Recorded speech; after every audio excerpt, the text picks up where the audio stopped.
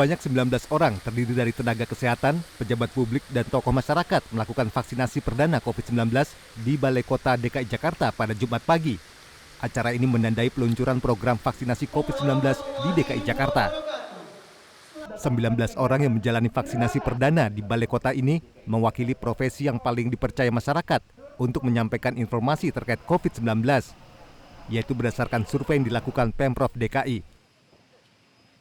Di samping kanan kiri saya adalah unsur yang mendapatkan vaksin awal, yaitu dari tenaga medis, kemudian kedua para tokoh masyarakat, yang ketiga adalah pejabat publik dari lembaga-lembaga pemerintahan. Nah, saya perlu garis bawahi di sini pentingnya bagi semua untuk tetap menjaga protokol kesehatan walaupun sudah mendapatkan vaksin. Salah satu penerima vaksin COVID-19 perdana di Balai Kota adalah Kepala Penerangan Kodam Jaya, Letnan Kolonel Herwin Budi Saputra. Sebelum menerima vaksin, seluruh peserta menjalani pemeriksaan kesehatan. Vaksinasi COVID-19 diberikan dalam 2 dosis secara bertahap atau berselang 14 hari dari vaksin pertama. 2 minggu lagi nanti kami vaksin yang kedua tanggal 29. Nah, itu akan kami lakukan. Ada pantangan apa? Tidak ada pantangan apa-apa. Jadi tidak ada. Mungkin yang punya penyakit diabetes atau darah tinggi, nah ini mungkin nanti ada konsultasi kepada dokter. Ya kalau alhamdulillah kami sehat, tensi juga tadi rendah, artinya normal, juga bisa untuk melaksanakan vaksin. Sementara Gubernur dan Wakil Gubernur DKI Jakarta, Anies Baswedan dan Ahmad Riza Patria tidak menerima vaksin COVID-19 karena merupakan penyintas COVID sehingga tidak masuk dalam kategori prioritas. Selanjutnya, Pemprov DKI sudah menyiapkan 1.498 tenaga kesehatan untuk menyuntikkan vaksin. Vaksinasi bisa dilakukan di 488 fasilitas layanan kesehatan yang terdaftar di BPJS Kesehatan. Sasaran tahap 1, termin 1 vaksin COVID-19 sebanyak 131.000 tenaga kesehatan di seluruh fasilitas layanan kesehatan di DKI Jakarta. Yulia Horisman, Bintang Nuari, Jawa Pos TV.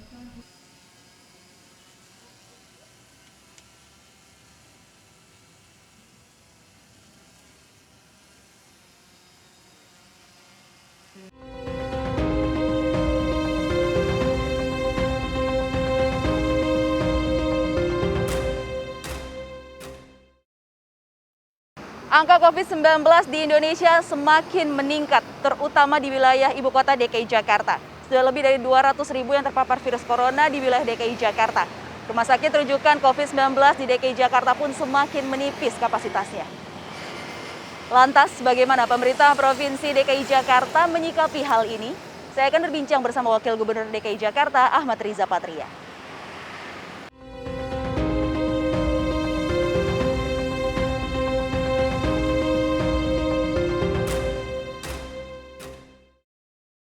Pak Riza, ini kan angka COVID-19 di Indonesia makin meningkat, Pak Riza, terutama di DKI Jakarta.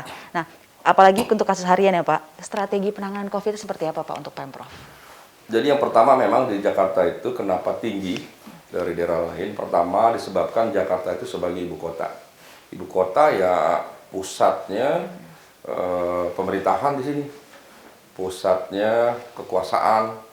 Di sini pusatnya tempat orang transit dari Aceh sampai Papua, ya umumnya transit di Jakarta. Dari seluruh dunia kalau ingin ke Indonesia ya paling banyak melalui Jakarta ya kalau ke Indonesia. Kemudian juga kereta antar kota, pelabuhan dan lain sebagainya Jakarta. Itu yang pertama. Yang kedua, kenapa Jakarta juga masih tinggi? Karena memang di Jakarta ini kami menggunakan metode adalah memperbanyak testing. Jadi kalau tugas masyarakat itu 3M, memakai masker, mencuci tangan, menjaga jarak, tugas pemerintah itu 3T. Apa itu? Testing, tracing, dan treatment. Testing itu kenapa kami tingkatkan? Karena kalau kita ingin menyelesaikan masalah, caranya adalah lebih awal kita harus mampu mengidentifikasi masalah. Apa masalah sesungguhnya? Di mana letaknya? Nah, untuk itu yang dibutuhkan adalah memperbanyak testing. Semakin banyak testing, kita semakin tahu di mana titik-titik penyebaran daripada COVID itu sendiri. Kalau ingin rendah COVID di Jakarta, sederhana saja. Nggak usah diadakan testing. Nggak keluar angkanya tuh. Nah, itu sederhananya. Kami tidak ingin berbohong. Kami tidak ingin menyembunyikan data. Justru kami cari datanya. Sebanyak mungkin sesuai dengan energi sumber daya kami perbanyak testing untuk mencari titik penyebaran. Dan alhamdulillah, karena memang semakin banyak testing, memang kelihatan bahwa memang semakin banyak warga yang masih terpapar. Tidak berarti kalau di satu negara atau satu daerah tidak ada COVID, tidak ada yang kena COVID, bukan berarti tidak ada COVID di situ, bukan berarti. Mungkin karena testingnya sedikit atau lemah. Nah, itu poin yang saya kira penting diketahui oleh masyarakat. Jadi kami, Pak Gubernur, arahkan perbanyak testing. Dengan diketahuinya jumlah penyebaran, maka kita mengambil langkah-langkah cepat terkait pencegahannya, penanganannya, dan lain sebagainya. Yang ketiga, kenapa banyak? Memang di Jakarta ini ada 82 laboratorium. Dari internal kami, dari BUMN, pemerintah pusat, dari swasta, dan lain sebagainya. Itu kadang masuknya pendataan itu agak terlambat terkait masalah teknis, sehingga kami sebut terapelan. Sehingga dia harusnya data 2-3 hari yang lalu masuk sekarang bawahnya. Sehingga menumpuk, angkanya jadi tinggi. Itu juga kadang terjadi. Nah, yang keempat, apa yang menyebabkan tinggi di minggu-minggu ini itu memang masih dampak atau akibat daripada liburan Natal dan Tahun Baru akhir tahun lalu. Memang mulai kelihatan nih sekarang di pertengahan Januari ke sini itu dampak daripada liburan itu terlihat. Sebagaimana di tahun 2020 kita tahu 3 kali liburan itu ada peningkatan. Setidaknya itulah yang salah satu yang menyebabkan adanya peningkatan yang cukup di Jakarta. Sekalipun kita sudah melakukan berbagai upaya. Bapak tadi Bapak katakan ada peningkatan setelah libur Natal Tahun Baru. Berarti sebenarnya sudah diprediksi dong Pak adanya peningkatan ini. Nah, kenapa ketika diprediksi itu seperti agak longgar gitu Pak kalau dilihat Pak? Sebetulnya memang kita semua sudah belajar dari pengalaman sebelumnya ya. Tidak hanya Indonesia dan Jakarta, tapi semua negara belajar dari libur panjang ya. Karena ada libur panjang itu berarti sebelumnya ada interaksi, ada kerumunan, ada interaksi dan lain sebagainya. Karena banyaknya orang keluar dari rumah. Apakah kita tidak mahasiswa berbagai kebijakan, kita menyusun berbagai regulasi. Regulasi kita keluarkan terkait dengan PSBB transisi, terkait dengan pengetatan. Aparat kita hadirkan sebanyak mungkin. Tidak hanya Satpol PP dari Disub, Dinkes, tapi kalau kami Jakarta ini PNS kami yang jumlahnya 5.000 tuh 5.000 dihadirkan melakukan pemantauan, pengawasan di luar dari jumlah yang lain. Kemudian juga kami mengeluarkan berbagai kebijakan terkait penertiban, mulai dari Pergub 79 sampai dengan Perda DKI Jakarta, termasuk satu di antara beberapa provinsi yang sejak awal memiliki Perda terkait penanganan COVID. Artinya kami serius membuat regulasi, mengawasi, menertibkan, kami sungguh-sungguh. Itulah Jakarta, punya kesungguhan dan penanganan COVID. Biaya yang kami keluarkan juga tidak sedikit. 2020 itu tidak kurang dari 5,32 triliun. 2021 kami anggarkan juga kurang lebih 5,3 triliun lebih. Itu kami anggarkan. Berarti kami dengan anggaran yang terkoreksi akibat COVID ekonomi menurun sampai 5,53%, tapi kami tetap menganggarkan untuk COVID anggaran yang sangat tinggi. Oke Pak, anggaran tinggi Pak. Nah, kemudian ini juga pasti berpengaruh terhadap perekonomian di Jakarta ya Pak ya. Ini gimana Pak pemulihannya Pak? Ya, jadi anggaran itu terbagi 3. Pertama untuk kepentingan COVID, penanganan COVID langsung atau kesehatan. Kedua untuk bansos. Jadi bansos itu selain penanganan kesehatan, masyarakat itu karena COVID banyak yang tidak bekerja atau malah di PHK, ekonomi menurun, tidak ada income. Nah, kami bantu memberikan bansos sebesar 300.000. 2020 dengan sembako, sekarang 2021 ke depan dengan uang tunai. Kemudian yang kami lakukan lagi yang ketiga yaitu pemulihan ekonomi melalui pembinaan UMKM, hibah, bantuan lainnya kepada UMKM. Jadi di 3 sektor inilah peruntukan dari anggaran yang 5,32 triliun tersebut. Jadi kami berupaya juga menghidupkan, membangkitkan, menggairahkan ekonomi supaya bisa mengurangi beban ekonomi. Sejauh ini pemulihan ekonominya sudah berjalan dengan baik Pak, sampai tahun 2021 di Ya, alhamdulillah itu tergambar dari pendapatan yang meningkat, tergambar dari peningkatan APBD yang meningkat dari 2020 sampai 2021. Jadi memang ada peningkatan sekalipun memang belum normal seperti di tahun 2019. Tapi secara bertahap berangsur ada keberlanjutan yang cukup baik. Sekalipun memang ini masih COVID, mudah-mudahan dengan dimulainya vaksin itu memberikan satu energi baru, semangat baru, motivasi dan keyakinan baru bahwa kita akan sehat, terbebas dari COVID dan ekonomi bisa bergerak dan tumbuh kembali. Amin. Pak Riza kan pernah menjadi pasien COVID ya Pak ya. Betul. Boleh diceritakan sedikit sih Pak, bagaimana Pak, seberapa pentingnya sih Pak untuk menjaga apa ya Pak ya, supaya tidak ada penularan lagi Pak. Mungkin Bapak bisa ceritakan sedikit ketika Jadi itu memang seperti apa? 29 ya November kalau tidak salah itu tanggalnya saya terpapar virus COVID-19. Ya. Namun demikian saya tidak merasakan gejala apapun. Jadi selama 14 hari saya dites begitu positif, tidak ada gejala, jadi tidak OTG namanya ya. Tidak ada apa kalau orang bilang itu hilang rasa, hilang penciuman, pernapasan terganggu, kadang-kadang nyeri, ada yang pegel, ada yang mual, macam-macam lah ya, pilek, batuk dan sebagainya. Saya alhamdulillah tidak ada keluhan seperti itu. Jadi selama 14 hari seperti sekarang ini aja, tidak ada rasanya, tidak ada bedanya gitu. Alhamdulillah diperiksa beberapa kali positif, kemudian terakhir menjelang 2 minggu alhamdulillah diperiksa sampai 2-3 kali sudah negatif. Jadi sampai hari ini alhamdulillah saya negatif. Mudah-mudahan semua kita bisa terbebas dari penyebaran itu. Saya ingin menyampaikan bahwa saya yang termasuk ya warga yang paling disiplin di saya ini terkait masker, cuci tangan, menjaga jarak, apalagi saya kebetulan wagub, ada protokol, ada pengamanan, diatur sedemikian, orang masuk juga pakai di rapid segala, itu masih terpapar. Nah, bagaimana warga umumnya?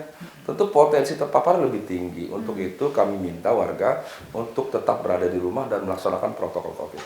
Tapi bagaimana Pak? Ini kan masih ada stigma-stigma negatif ya Pak ya. Wah terpapar COVID, jadinya ada label gitu Pak di masyarakat. Gimana Bapak cara mematahkannya itu Pak? Dan juga mungkin Bapak bisa sampaikan kepada warga DKI atau juga warga Indonesia. Ya bagi mereka atau kita siapapun yang terpapar tidak perlu berkecil hati atau malu. Karena COVID ini bukan aib. Ini bukan satu kesalahan ya. Ini adalah satu virus yang memang dengan cepat, dengan mudah bisa masuk ya ke dalam tubuh kita. Bagi kita yang mungkin karena kelelahan, kekebalan tubuh kita berkurang dan lain sebagainya. Untuk itu memang harus ada upaya selain melaksanakan protokol kesehatan seperti 3M tadi, kita harus hidup teratur dengan cara tidur yang baik, teratur, olahraga, berjemur, kemudian juga pastikan makan yang cukup, kemudian juga di rumah kita pastikan bersih, disinfektan, ventilasi, sirkulasi udara juga baik. Oke. Perbincangan semakin menarik, namun kita harus jeda sejenak.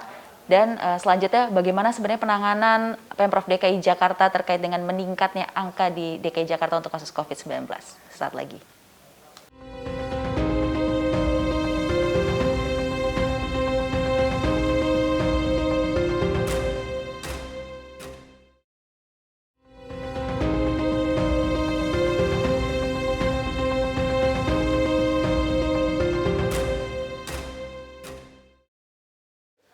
Masih di Bersatu melawan Corona dan Pak Riza. Kalau tadi kita sudah membicarakan bagian pemulihan ekonomi, begitu, dan sekarang kita lebih ke intinya lagi, Pak. Angka yang semakin meningkat setiap harinya. Nah, kemudian Pemprov DKI Jakarta juga melakukan kebijakan kembali, Pak, menarik rem darurat. Nah, ini sebenarnya alasan yang sebenarnya itu apa, Pak?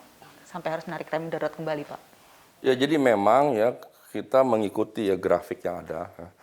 Umumnya itu setelah libur panjang itu terjadi peningkatan. Makanya perlu ada pengetatan ya, melalui PSBB transisi, kemudian lagi restoran yang boleh makan di tempat dibatasi dari 50% menjadi 25%. Kemudian juga kebijakan lainnya jam operasional mal dan restoran dan sebagainya dibatasi jam 19. Itu berbagai kebijakan yang kami ambil. Di samping kebijakan lain, itu berbagai upaya yang kami lakukan. Jadi sekali lagi ya, betapapun kebijakan yang baik kita buat, ya, banyaknya aparat kita hadirkan, kemudian beratnya sanksi diberikan, itu menurut para ahli, para pakar ternyata hanya bisa memberikan kontribusi 20% terhadap pengurangan atau keberhasilan kita mengurangi penyebaran COVID. 80%-nya di mana? Ternyata 80%-nya terletak pada warga itu sendiri, pada masyarakat apa? Yaitu sejauh mana masyarakat patuh, taat, dan disiplin menerapkan protokol COVID. Jadi sehebat apapun regulasi yang kita buat, mulai dari surat edaran Dinas sampai undang-undang sekalipun, tidak ada artinya kalau tidak mendapat dukungan dari masyarakat. Bentuk dukungan masyarakat apa? Ya sudah, sederhana saja. Tinggal di rumah, ya, apalagi bagi anak-anak yang berada di umur 9 tahun ke bawah atau 60 tahun ke atas, kecuali orang-orang yang sangat penting baru boleh keluar rumah.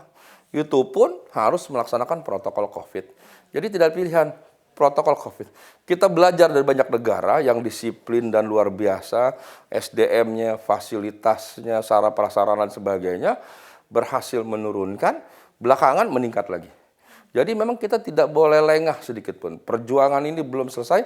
Kami mengajak seluruh warga Jakarta untuk patuh taat dan terus melawan daripada COVID-19 ini. Evaluasinya seperti apa nih Pak? Sudah efektifkah Pak dengan PSBB yang selalu diperketat sampai hingga 25%? Ya memang kalau bicara evaluasi, setiap hari kita evaluasi. 2 hari sekali, setiap minggu, 2 minggu, setiap bulan. Evaluasi secara berjenjang dilakukan secara bertahap serta berkesinambungan.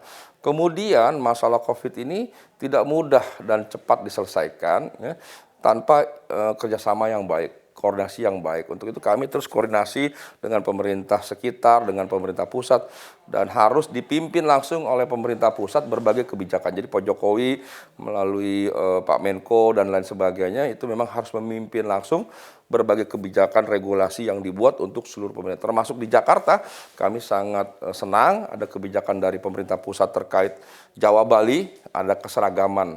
Itu memang yang kami minta. Tidak hanya substansi regulasinya sama, tapi juga priorisasi daripada PSBB atau PMKM tersebut. Nah, di Jakarta dan daerah sekitar juga kami ingin seperti itu, ada kebijakan yang sama. Oke Pak, apakah nantinya akan ada sanksi lebih tegas lagi kalau misalnya ternyata nanti angkanya ternyata tetap aja Pak, tetap meningkat terus Pak? Kami sendiri Jakarta sudah sejak bulan Mei Juni mengeluarkan Pergub 79 terkait denda progresif. Jadi sanksi itu ada sanksi administrasi, sanksi kerja sosial, sanksi denda, bahkan sanksi pidana. Dan ini bisa meningkat, ya, ada progresif, jadi meningkat. Denda umpamanya kalau sekali ketahuan 250.000, 2 kali ketahuan 500, 750, 1 juta dan seterusnya. Begitu juga bidang usaha. Kalau didenda 50 juta 1 kali, 2 kali diulangi, dendanya 100 juta. Diulang lagi, dendanya 150 juta. Jadi sudah demikian regulasi yang dibuat. Bahkan kami Pemprov sejak awal sudah membentuk yang namanya kampung aman, kampung siaga, kampung tangguh. Di mana di setiap RW di Jakarta ini harus mengatur apa itu pintu keluar masuk dibatasi, harus ada piket, dipastikan dibersihkan, disinfektan, ada sosialisasinya, ada aplikasinya, ada sarana prasarananya. Kemudian juga ada pembagian masker, pembagian sembako. Jadi lingkungan terkecil di kampung-kampung itu dibuat gugus-gugus satgas tugas. Tidak hanya di nasional, di provinsi, kabupaten, kecamatan, kelurahan, bahkan sampai ke tingkat RW. Bahkan kami juga sudah sejak awal menurunkan satgas itu sampai ke tingkat RT dan termasuk sampai yang tingkat rendah yaitu di lingkungan keluarga. Jadi di setiap rumah kami minta itu menunjuk satu anggota keluarga sebagai kader COVID yang tugasnya membantu kita semua di lingkungan terdekat agar anggota keluarga itu ya tadi hidupnya bersih, ya kan, melaksanakan protokol COVID, tidur yang cukup, makan yang baik, bergizi, herbal, olahraga, memastikan di rumah itu ventilasinya bagus, sirkulasi bagus, kemudian keluarga juga sekalipun keluarga inti, tetap sedapat mungkin interaksi dijaga. Berarti ini salah satu cara juga untuk pencegahan klaster keluarga ya Pak ya? Betul, itu sudah kami lakukan sebetulnya sejak awal. Jadi sebetulnya berbagai regulasi sudah kami susun, kami buat, kami implementasi. Tapi memang sekali lagi ya, kami kan tidak mungkin ya menghadirkan setiap rumah ada satu aparat, tidak mungkin. Aparatnya harus dari kesadaran. Dan ke depan memang kita selalu minta supaya kami atau kita semua warga itu jangan karena ada aparat, jangan karena ada sanksi baru patuh. Tapi sebaliknya kepatuhan kedisiplinan itu harus menjadi kebutuhan kita. Karena soal COVID ini bukan soal pegel-pegel, ini menyangkut nyawa. Nyawa kita, nyawa keluarga kita, anak, orang tua, dan lingkungan kita. Mari sayangi diri kita dan keluarga kita serta lingkungan kita. Oke. Pak Riza, ini kan pembatasan sosial berskala besar ini semakin diperketat. Tapi kan masih ada ya Pak ya yang bekerja itu mau tidak mau meskipun memang dibatasi Pak. Tapi untuk regulasi transportasi umum di Jakarta seperti apa Pak? Ya alhamdulillah kalau bicara transportasi Jakarta ya di Indonesia ini ya mungkin boleh kita sebut kita yang terbaik ya. Mendapatkan penghargaan award tingkat dunia. Kenapa? Karena kelihatan ada upaya peningkatan. Kita Jakarta bahkan sekarang sudah keluar dari 10 besar kota termacet. Ya, di dunia kita terus berupaya bekerja memastikan seluruh program. Nah terkait COVID kita juga demikian. Kita juga membatasi jumlah transportasi. Tujuannya apa? Agar orang tidak keluar rumah. Jadi juga kalau di luar ya cepat-cepat pulang kembali rumah. Makanya sekarang kebijakannya jam 20 itu harus berhenti operasional transportasi umum. Supaya kita mendesak warga untuk mengurangi interaksi dan kembali ke rumah. Oke Pak Riza, kalau untuk banyaknya pekerja kantoran untuk klaster kantoran Pak, bagaimana Pak pengawasannya Pak sampai saat ini? Mengingat masih ada ternyata Pak yang banyak dari klaster kantoran. Ya jadi memang perkantoran masih ada klasternya, tapi sudah menurun kecil ya. Karena pelaku usaha sekarang itu semakin memahami, mengerti, semakin sadar bahwa tidak ada artinya buka usaha ya kalau nanti penyebaran COVID tinggi. Orang tidak bekerja juga karena sakit. Bahkan dapat kekhawatiran bagi karyawan lain kalau ada karyawan lain yang sakit. Jadi mereka sudah mengatur sekalipun waktu itu kita batasi 50%, ternyata banyak kok perkantoran yang menyadari membatasi kurang dari 50%. Karena bisa bekerja secara online di rumah masing-masing. Kami sendiri di Pemprov, biasa itu kalau rapat jumlahnya sangat terbatas, 5-15 orang dalam satu ruangan besar di aula, kemudian selebihnya di ruangan masing-masing, selebihnya di rumah masing-masing. Jadi sekarang secara virtual tidak mengurangi substansi dan makna daripada rapat itu sendiri, tidak mengurangi kinerja Pemprov, bahkan seperti Pak Gubernur saya dalam waktu yang bersamaan bisa hadir di 2, 3, 4 tempat. Bagaimana? Yang satu Zoom, yang lain mungkin rekaman. Itu sekarang udah biasa kok. Pak Jokowi juga hadir di banyak acara dengan cara Zoom, meeting, atau virtual, atau rekaman. Berarti emang sudah mulai terbiasa Pak dengan new normal ini? Ya Pak? ini sudah menjadi satu pola hidup.